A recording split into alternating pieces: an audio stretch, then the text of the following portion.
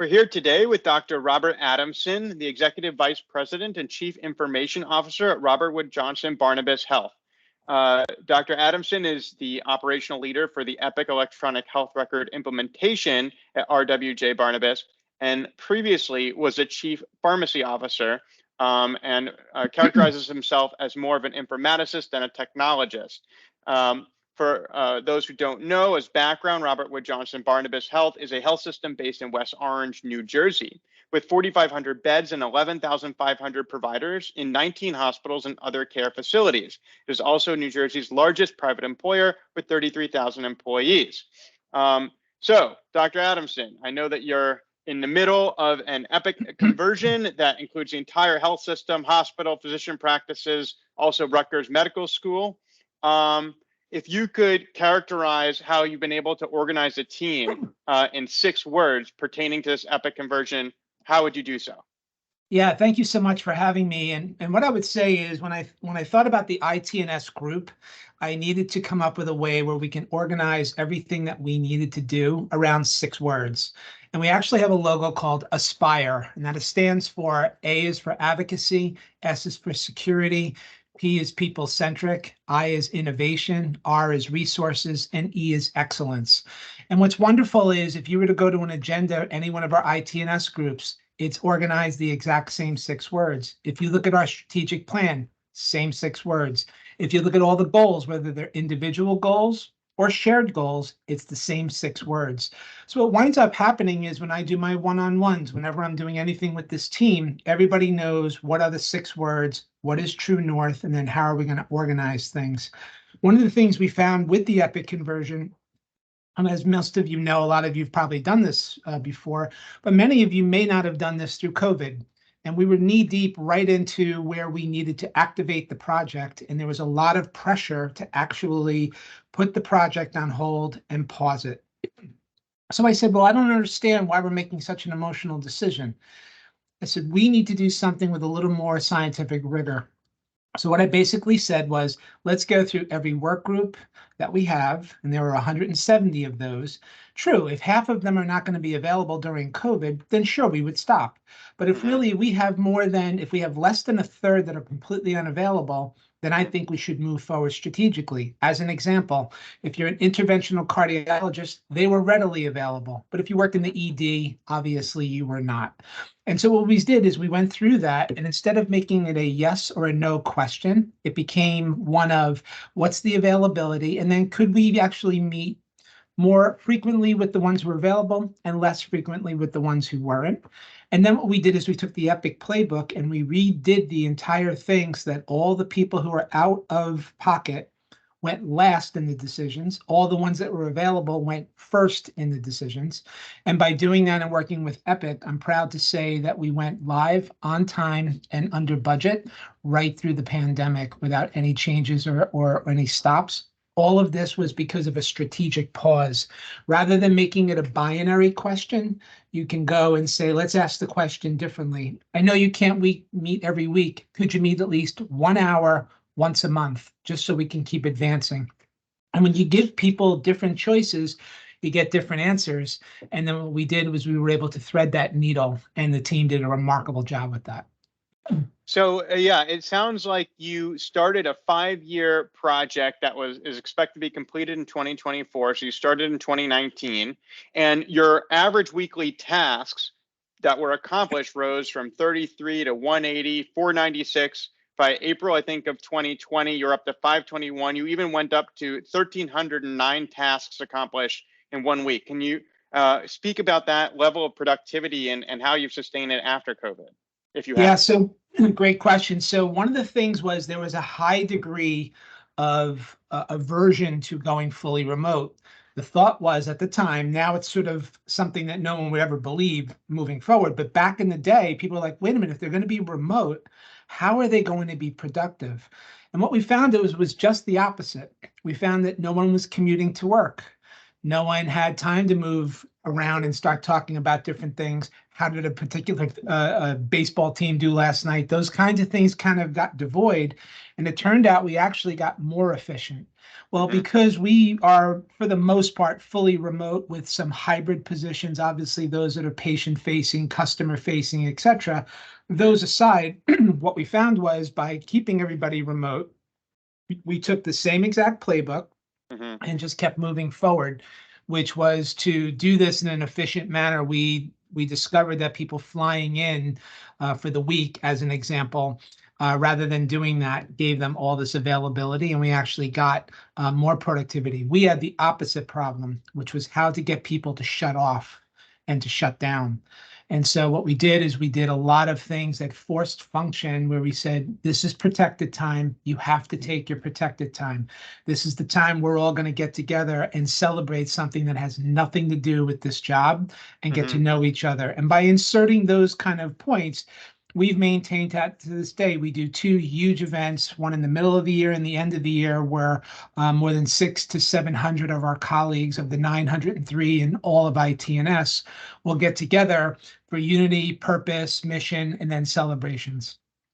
Interesting. So I noticed, I just want to follow up on on both items that you said. So Epic had estimated productivity would decrease 30 to 40% by people not being in the office. And what you actually found was a 43% increase in productivity. But what also many of our listeners would identify with is, though they saw increased productivity during COVID, many of our listeners, other healthcare organizations around the country, have also seen increased provider burnout. And I think what you just mentioned is that those 2 events a year allows for more socialization, reduction in burnout. Would you be able to speak to provider engagement and burnout and how you've been addressing that? Yeah, so in essence, what we find is, and I'm sure you understand this, and that is when you're home sitting talking into a screen, there is no natural way to tell you to stop. And so what we did is we inserted for both providers, the people in ITNS, there were scheduled times that we have protected time, and we call it a siesta fiesta. And so basically what it said was, siesta is essentially when you need to take time away and you're completely out of pocket, you're protected so that you don't actually have to have a meeting at that time. That's the siesta time. And then fiesta is when you're encouraged to take your time away. Obviously, with active go lives, there are a couple of periods where we would prefer nobody to be out for obvious reasons. You're either going up, leading up to a go live, or obviously you're supporting and stabilizing after a go live. So those are times where nobody really can be off. But what we do is we use something called fiesta siesta, and that's what we refer to people to remind people that there needs to be a siesta, and then obviously there needs to be an engagement with your family, get back with your family, and have a fiesta with them. So you've mentioned we've spoken so far about this Epic Together strategic pause. And this was for the Epic migration, especially within the context of a fully remote workforce due to the pandemic.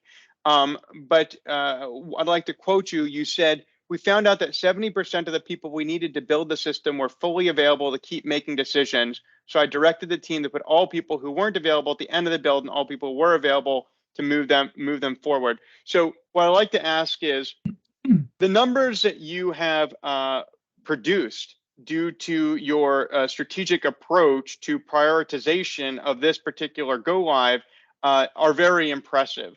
I'd like, but of course, the pandemic is in our past. Hopefully there won't be another one. You're moving towards the end of this Epic implementation. And I think a lot of our listeners are saying this is great, but how could I apply these lessons to other sorts of tasks and strategic initiatives at my organization? Would you be able to perhaps tell how you've taken some of these lessons and applied them elsewhere at Robert Wood Johnson, and also shown how to prioritize, balance, and increase productivity elsewhere in the organization? Yeah, so one of the things we found with ITNS is that I did an inventory of all the meetings that we were attending as a group, and I characterized them in 3 buckets: early awareness, mid awareness, and late awareness. And what we found was the majority of our meetings were late awareness, which means we were getting this information at the end and then scrambling to get this all done. What I tried to do is move the entire team to early awareness. So as an example to your point, when I find out that there are 3 construction delays, why would I want people to continue going down that road of wiring a building that doesn't have a certificate of occupancy for us to even get in there? And I know that because I'm on the early awareness curve. I can redirect those resources to something that's fully ready to go so that we maximize capacity management. The only way you can do that as an IT&S organization is to move from the mid and late awareness to the early awareness. So something as simple as working in a hospital, I asked a simple question: show of hands, all of the site directors, which one of you is on the space planning committee? And only half of them raised their hand, which means the other half didn't even realize that they were changing spaces, changing new locations, doing these things. The whole hospital knew but IT. Then you wonder why there's this mad dash at the end. And so by moving to taking an inventory of what I call the early, mid, and late awareness, I have early awareness, which means best information, so I can redirect things much the same way we did with the strategic pause. Obviously, when I'm pausing things, I'm not going to focus on that. I'm going to focus on what's available that I could build during the Epic build. And the same thing is true here. Why would I focus all their time on something that I already now know won't be ready for us? And now what do I do? So we redirect those people. So that project is basically sitting in a pause, but I only know that because I'm at the right meetings and at the right cadence, and I know where that information is coming from. So you've mentioned that right now, Robert Wood Johnson Barnabas is involved in restructuring of the IT&S, which stands for Information Technology and Services function, and also governance. You've just spoken a little bit about how you're prioritizing meetings. It sounds almost like a Lean Sigma approach, but would you be able to delve deeper into the restructuring of the whole function and governance as well? Yeah, great question. So what we had was we had people meeting in silos and in, I would say, in lanes of function. You know, the security team was meeting as a security team, but there wasn't a broader governance beyond that. And so the first thing we established was an IT&S executive council. So I'm proud to say I have 16 vice president colleagues that I'm a member of. And those 16 are in all these different lanes. That's the executive council. That is the final that's the final decision. So I have underneath that an IT&S steering council. They deal with just internal IT things. Then we have an IT&S strategic council. That's customer facing operations. That's all together. Those are recommending bodies feeding up to our executive council, which is the only council that can endorse any of those decisions. Then sitting underneath these, we have a number of things, but the one I'm most proud of is the workforce committee, which is actually made up in 3 or 4 lanes. We have a ladders program, we have a capacity management program, work-life balance program, etc. And it's made up of a chair and a vice chair of the membership of our actual group, and then obviously groups on each one of those committees. All of these will funnel up to the governance so that they can make recommendations, ultimately so that the executive team can either endorse, change, migrate, fix, etc. Prior to that, there was a lot of email confirmations, people saying things like, well, I spoke to so-and-so and so-and-so, I think we're good to go. That's awareness and that's institutional knowledge. That's not governance. What we wanted to do is to make sure that there was a plurality to it, to say, hey, I need a motion to approve, going to Robert's Rules of Order. All of those things have made all of our decisions, I like to call it, durable. What we had in the past was decisions that were made and then remade several times, and then that caused scope creep, delays, etc. By making it an inclusive process with all the stakeholders within IT&S, you now have plurality, and now you also have a multidisciplinary approach, which means once we all agree, you can't come back later and say, I didn't know. And so once we all have that as a unified voice, our decisions have been very durable, where in the past they weren't as durable because of a lack of governance. So I find it interesting. There's a theme of prioritizing time and ensuring efficiency in decision making. You spoke about the Epic Together strategic pause and how you identified certain stakeholders at the organization who are available now for this thing and others who weren't, and you affected your schedule accordingly. You've And so you've also spoken about different sorts of meetings, meetings that were early, mid, late awareness, where a lot of the meetings had been. I want to just ask a general question, which is delegation. You said there's lots of different subcommittees. You said there's a workforce committee, there's a strategy committee, but how have you been balancing delegating committees versus having too many meetings and committees? Because again, there's work that needs to be done. You need to prioritize things in order to get work done. Mhm. So it sounds like there's a lot of structure and governance, and now there's a proliferation of meetings and committees.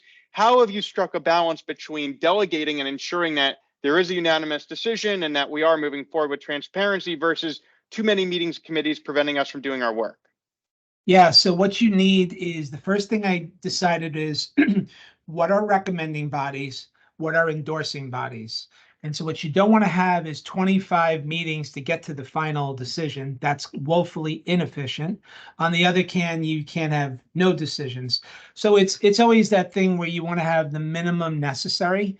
And so in essence, what we did is we did an inventory of all of our meetings. If you could see my office, I had them all strewn on my walls. And then each group had to come in and say, I said, if we didn't have this meeting, what would happen? And a lot of cases, they said, nothing. I said, well, then maybe we don't need this meeting.